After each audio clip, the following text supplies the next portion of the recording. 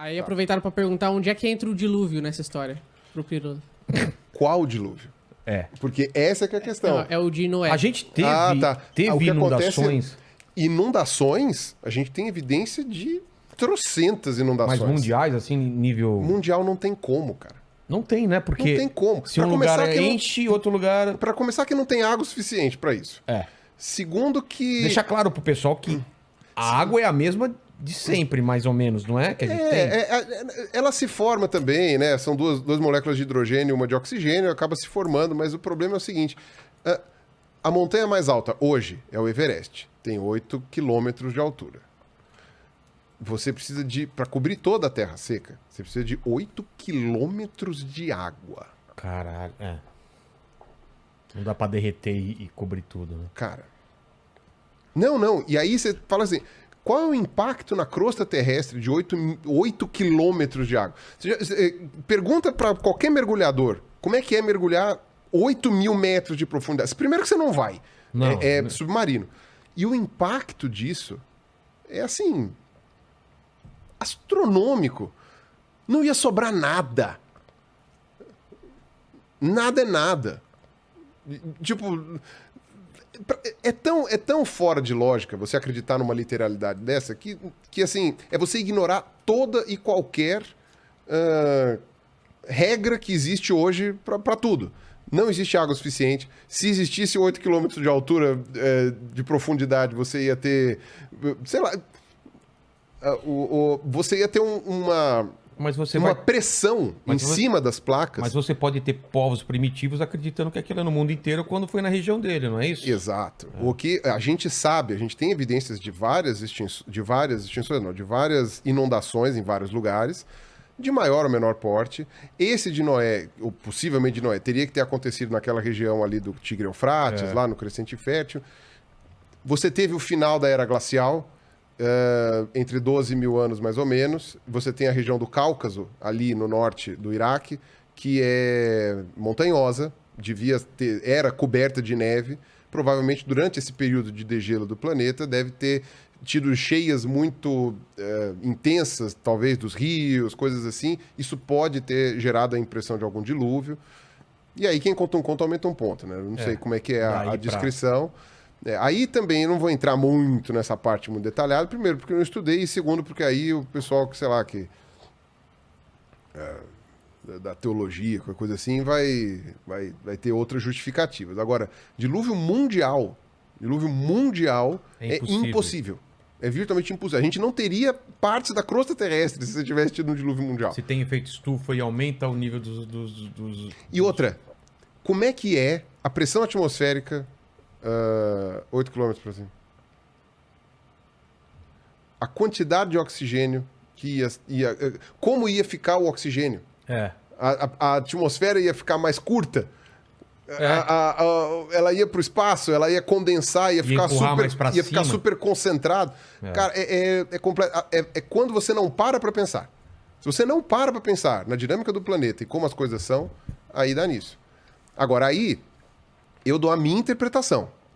A minha interpretação, que é a interpretação de um ateu, interpretação de uma pessoa que estuda a parte científica da coisa, e a interpretação de quem leu em português e em inglês só, né? Não li em hebraico, não li nessas coisas, lê em português e em inglês a Bíblia. E aí você vê a interpretação disso daí que eu dou, é o seguinte: para mim é muito claro na Bíblia, que eles desenham uma terra plana ali. É muito claro para mim. Tudo bem, o pessoal da teologia tá se rasgando no meio aí, tá? Aquela coisa assim, desculpe, água, eu sei, amanhã vai ter vídeo resposta, mas vai ter aquela coisa assim. Mas para mim, lendo o livro do Gênesis, os primeiros livros ali, para mim aquilo lá é muito evidente que eles estão falando de uma terra plana. Deus separa as águas.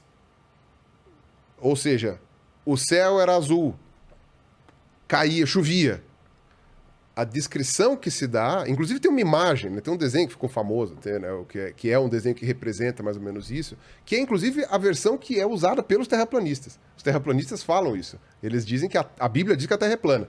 É que, como, sei lá, 99% dos teólogos não são terraplanistas, eles dão outras interpretações, inclusive de tradução e tal. Por isso que eu tô falando, eu não li em hebraico. Tá.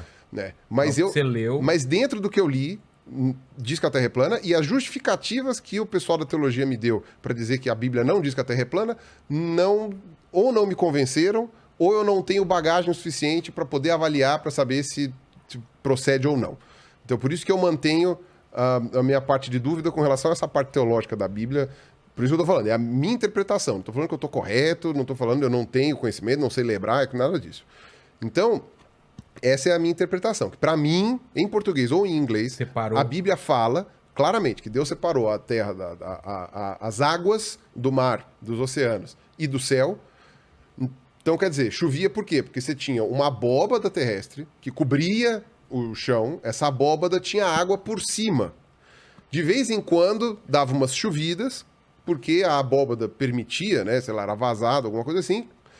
E, enfim, aí quando você olhava no horizonte, você tinha a água de cima e a água de baixo.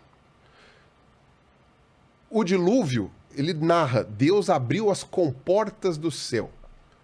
Abriu a comporta do céu, caiu toda a água que estava no firmamento, que era o quê? Firmamento. Por que chama firmamento? Porque ele firma. Tá segurando. Ele tá segurando aquilo ali. Ele firma, cai toda a água lá de cima e... Entendeu? E aí, por isso que encheu tudo. E aí fez o dilúvio.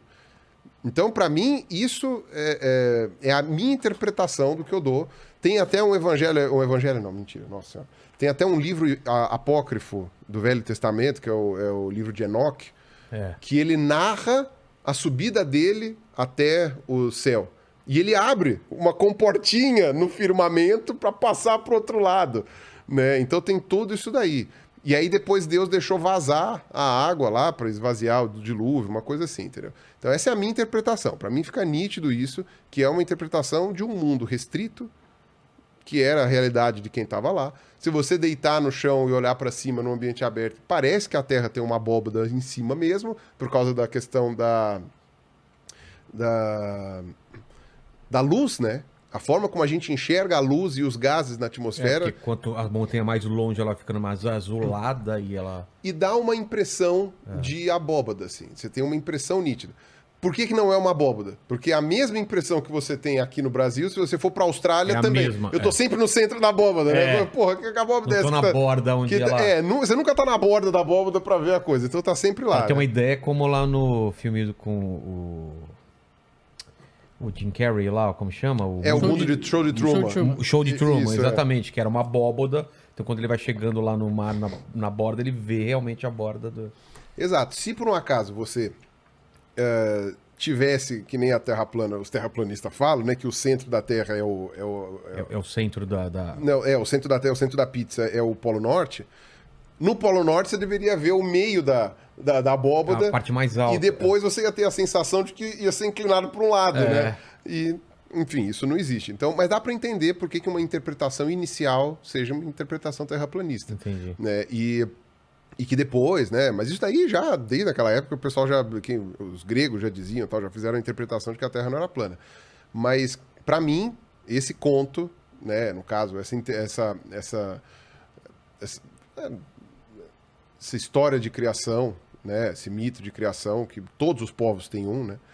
Do caso do judaísmo, me pareceu claro que é um mito de criação terraplanista. Não, e todos esses mitos têm, em algum ponto, alguma inundação, né? As histórias meio... Todos não, mas a maioria, muitos né? têm. Muitos têm. Não dá pra dizer maioria porque são milhares. São milhares, né? Mas não é uma ou duas ou três. Cada tribo numa ilha do Pacífico tem uma. Cada lugar tem um. Então, são muitos, né? Por exemplo, o ser humano surgiu na África. E a África é um ambiente, é um continente que a gente tem menos evidência de inundações recentes, de dilúvios recentes, de áreas alagadas recentes. Tem menos evidência disso. Quais são os mitos de criação dos africanos, das centenas de etnias africanas? Cada um deve ter um mito diferente. E tem dilúvio na deles? Então. Porque essa que é a questão. Você tem um dilúvio perto de uma área montanhosa, que tem geleiras, que tem coisa assim, não é tão difícil. Numa região tropical que você tem muita chuva e você tem um desnível muito grande, não é difícil você ter um dilúvio, sei lá, uma enchente muito grande, uma coisa assim, não é tão complicado. Tem áreas que alagam naturalmente de tempos em tempos. Na região do Nilo, sim, né? Que é a África lá pra cima. Exato. Lá pro Então, norte. você pode ter várias interpretações aí de como que é. Os aborígenes da Austrália, eles têm ideias de dilúvio? Exatamente, Esses povos antigos, a gente estava falando dos povos da Ilha Sentinela lá, eles estão há tanto tempo em alguns lugares que eles viram o mar subir, separar a ilha. Então, tipo, por exemplo, a Papua Nova Guiné e a Austrália eram uma coisa só. O oceano que separa essas duas ilhas, ele é baixo, tecnicamente, perto dos outros. Então, durante a era glacial, aquela região formava uma ponte emersa de Era terra maior. seca que você podia atravessar. Depois subiu e sumiu. A Inglaterra era grudada na França. O Canal da Mancha era seco, era emerso. Depois que derreteu os gelos, né, a capa de gelo do continente lá do norte, subiu e aí separou. Hoje a Inglaterra é uma ilha. Mas os povos que estão há tanto tempo nesse lugar podem ter gerado ali uma ideia de dilúvio quando você tem ali. Já sugeriram, essa ideia não foi para frente, mas já sugeriram que quando abriu o Mar Negro, quando formou-se o Mar Negro, isso teria originado a ideia do dilúvio. Ah, tá. Porque o que acontece? Tem o Estreito de Bósforo, ali onde fica Istambul, que é muito pequenininho. E alguém tinha sugerido... É sério, gente, eu li isso há tanto tempo e eu não lembro detalhe nenhum, mas alguém tinha sugerido que aquele Estreito de Bósforo ele tinha aberto há uns 10 mil anos, mais ou menos. Então, aquela região do Mar Negro era uma grande depressão, mas ela não era um oceano, ela não era preenchida por água. Devia ter água só em alguns pontos. E aí, quando rompeu o Estreito de Bósforo, foi tipo... né? Poderia ser ali a ideia do dilúvio? Não sei. Mas, com certeza, se houve algum dilúvio, ele foi local. Isso é a única certeza que dá para dar. Né? Certeza dentro do que a ciência pode nos dar de certeza.